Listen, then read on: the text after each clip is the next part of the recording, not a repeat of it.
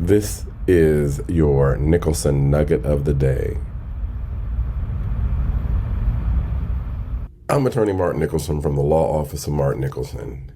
And recently, dozens of guns and thousands of fentanyl pills were seized during a raid in Indianapolis earlier this month.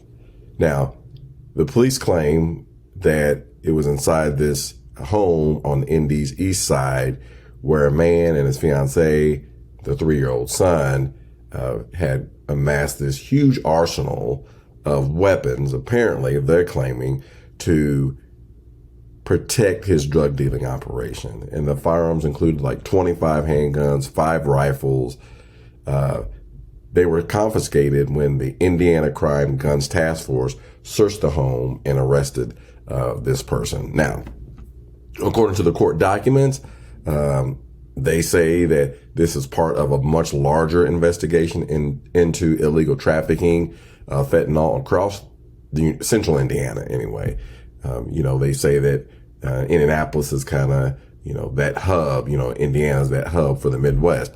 Local and federal law enforcement officers believe that by busting up these kind of cases that they're saving lives. And so that's what happened earlier this month, a huge bust involving drugs and guns. Now, what does that mean?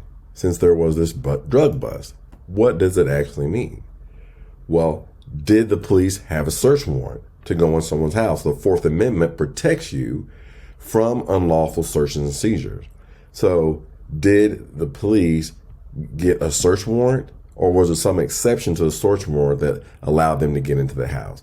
Now, obviously, since this was a drug bust and things like that, it sounds like there was probably someone that was maybe undercover agent, or maybe someone that was a confidential informant, and they were watching these people. They got a tip or something like that, went to the court to get a search warrant to go in the house to look for guns and drugs. That's most likely what happened. Did they read them the Miranda warning?